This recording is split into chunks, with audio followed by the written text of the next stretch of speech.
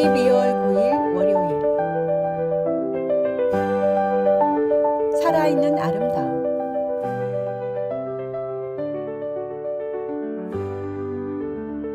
대림절이 되면 교회마다 성탄의 기쁨을 담은 장식으로 가득합니다.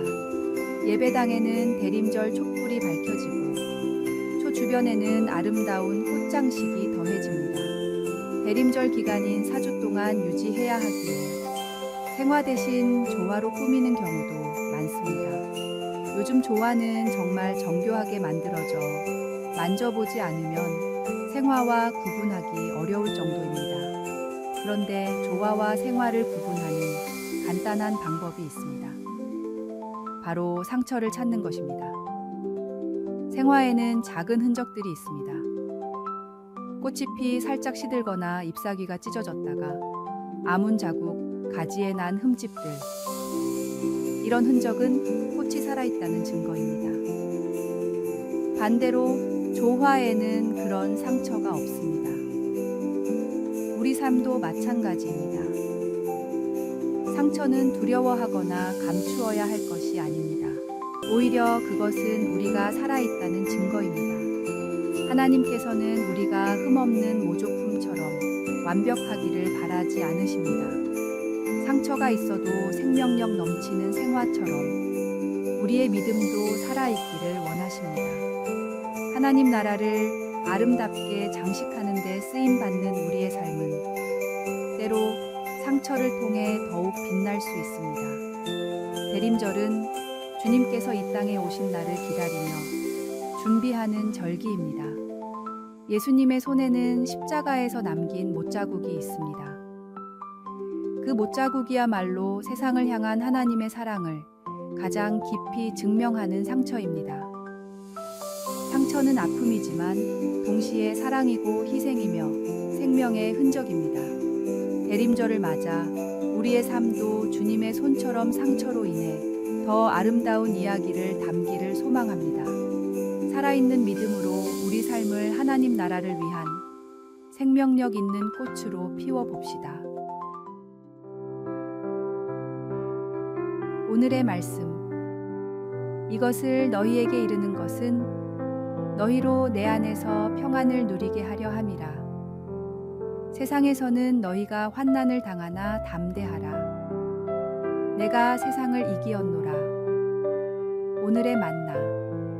상처를 두려워하지 말고 그 안에서 생명을 피워내시는 하나님의 은혜를 믿으며 살아가십시오.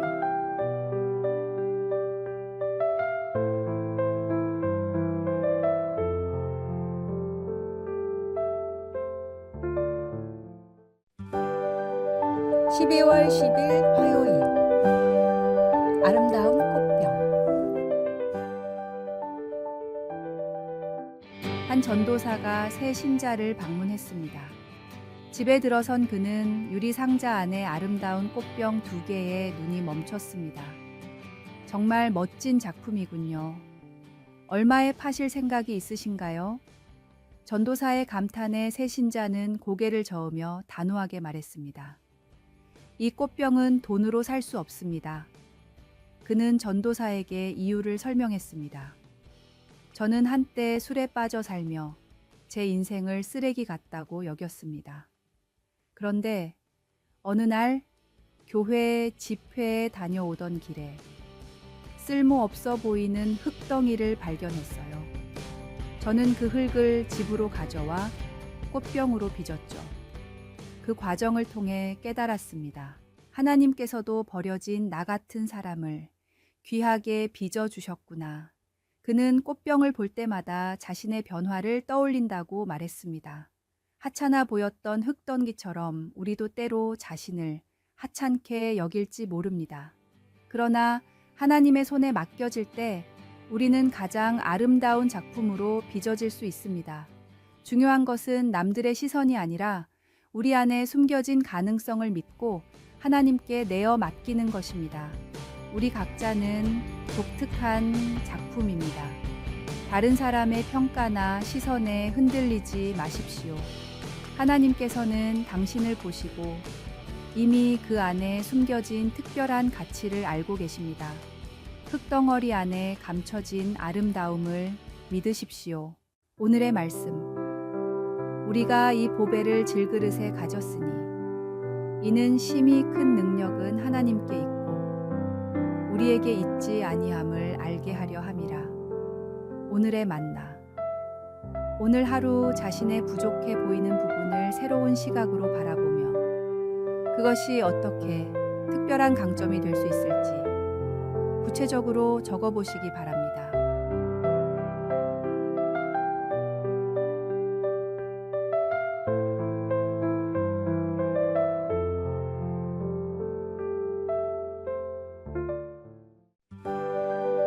(12월 11일) 수요일 귀양살이에서 얻은 믿음. 1904년 이주는 나라를 위해 분연히 일어선 투사였습니다. 친일 조직인 일진회의 횡포에 맞서 공진회를 결성하며 친일파의 부당함을 탄핵했습니다.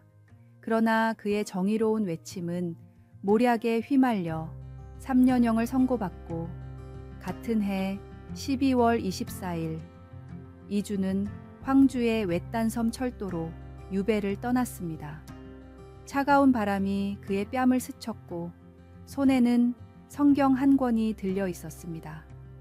당시 연동교회를 다니긴 했지만 그의 신앙은 아직 깊지 않았습니다. 외딴 섬의 정막 속에서 이주는 전혀 다른 세상과 마주했습니다. 고독이 짙게 깔린 밤마다 성경을 탐독하며 그는 깊은 신앙의 세계로 빠져들었습니다. 끝없이 이어지는 파도 소리는 그의 마음에 울림을 주었고 그는 깨달았습니다. 예수님의 성스러운 십자가의 피로 인한 의가 나에게도 필요하다. 유배라는 고난이 없었다면 그는 그저 성경을 지나쳤을 것입니다.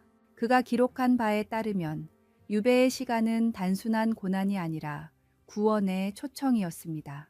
이준이 유배에서 풀려난 것은 한 달 남짓이었지만 그의 삶에는 영원히 지워지지 않을 흔적을 남겼습니다.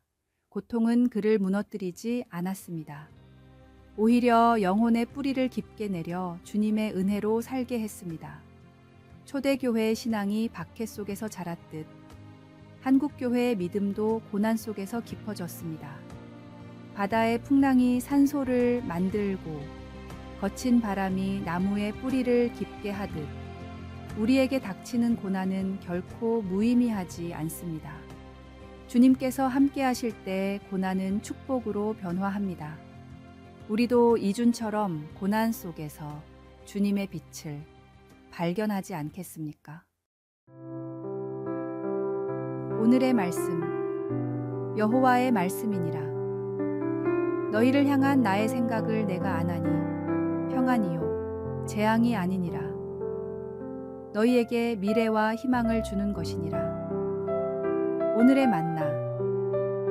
오늘 하루 자신이 겪고 있는 어려움이나 고난을 새로운 시각으로 바라보며 그 속에서 발견할 수 있는 성장의 기회를 일기장에 적어보시기 바랍니다.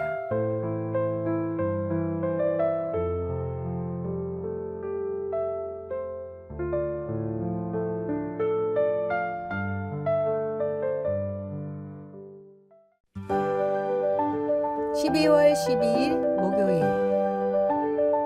송사리, 잠자리, 개미의 고민. 송사리, 잠자리, 개미가 함께 모여 이야기를 나누고 있었습니다. 각자의 걱정을 털어놓던 중 송사리가 먼저 입을 열었습니다. 나는 수영을 잘하는데 혹시 내가 수영하기에 강물이 모자라면 어떡하지?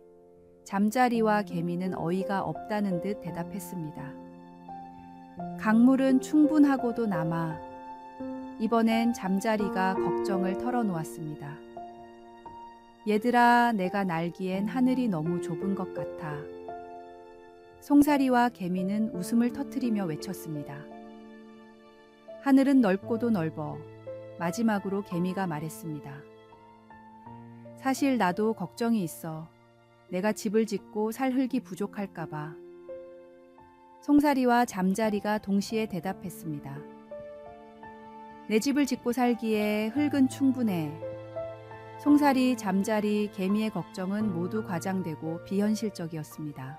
우리가 염려하는 모습도 종종 이와 다르지 않습니다. 하나님께서 이미 우리에게 필요한 것들을 풍성히 주셨음에도 우리는 부족할까 걱정하며 불안을 키웁니다. 자기 아들을 아낌없이 내주신 하나님께서 왜 우리에게 필요한 것들을 주시지 않겠느냐는 말씀처럼 하나님은 우리의 필요를 아시고 넉넉히 채우시는 분입니다. 많은 걱정과 불안은 좁아진 시야에서 비롯됩니다. 한 걸음 물러나 더 넓게 바라보면 우리에게 주어진 것들이 충분하고도 넘친다는 사실을 깨닫게 됩니다. 마치 하늘과 바다와 땅처럼 하나님의 은혜는 생각보다 훨씬 더 풍성합니다. 우리의 걱정은 현실보다 커 보일 뿐입니다. 오늘 하루 하나님께서 이미 주신 넉넉함을 믿고 감사하며 살아가면 어떨까요? 오늘의 말씀. 공중의 새를 보라. 심지도 않고 거두지도 않고 창고에 모아들이지도 아니하되 너희 하늘 아버지께서 기르시나니 너희는 이것들보다 귀하지 아니하냐. 오늘의 만나.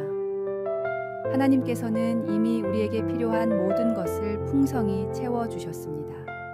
우리의 걱정은 종종 현실보다 과장된 것이니 하나님의 은혜를 믿고 감사하며 살아갑시다.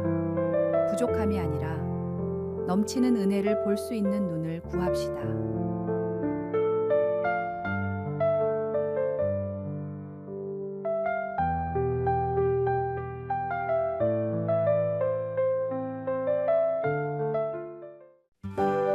(12월 13일) 금요일.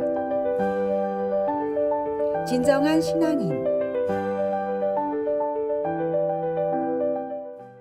일제강점기 하와이로 이민을 간 성도들은 사탕 수수밭에서 고된 노동을 하며 살아갔습니다. 주일이 되면 예배를 드리기 위해 교회로 달려갔지만 농장 주인은 화를 내며 경고했습니다. 앞으로 주일에 교회에 가는 자들은 매질을 하겠다. 그러나 성도들은 단호했습니다. 우리가 이민 온 이유는 하나님을 섬기기 위함인데 주일을 못 지킨다면 이민 온 이유가 없으니 매를 맞더라도 교회에 가겠습니다. 다음 주일 아침 많은 일꾼들이 농장주 앞에 나아가 말했습니다. 오늘은 주일이니 매를 맞고 교회에 가겠습니다. 그들의 믿음과 결단에 감동한 농장주는 일을 쉬고 예배를 드리도록 허락했습니다. 결국 그는 자신도 교회에 나가기 시작했고 나중에는 일꾼들을 위해 예배당까지 지어주었습니다. 눈에 보이는 물질적 이익을 쫓기 쉽지만 성도들에게 신앙은 삶의 근간이었습니다. 그들의 결단은 단순한 고집이 아니라 더 큰 가치를 위한 용기 있는 선택이었습니다. 때로는 우리의 신념을 지키기 위해 불이익을 감수해야 할 때가 있습니다. 그러나 그런 희생은 다른 이들의 마음을 움직이며 세상을 변화시키는 힘이 됩니다. 우리가 믿는 가치를 위해 기꺼이 희생할 수 있는 용기. 그것이 바로 진정한 신앙인의 모습입니다. 그리고 그런 진정성 있는 삶은 결국 주변 사람들에게도 긍정적인 영향을 미치게 됩니다. 오늘의 말씀. 믿음이 없이는 하나님을 기쁘시게 하지 못하나니 하나님께 나아가는 자는 반드시 그가 계신 것과 또한 그가 자기를 찾는 자들에게 상 주시는 이심을 믿어야 할지니라. 오늘의 만나. 오늘 하루. 자신이 지키고 싶은 가치나 신념이 무엇인지 생각해보고 그것을 위해 작은 희생이라도 할 수 있는 일이 있는지 찾아보시기 바랍니다.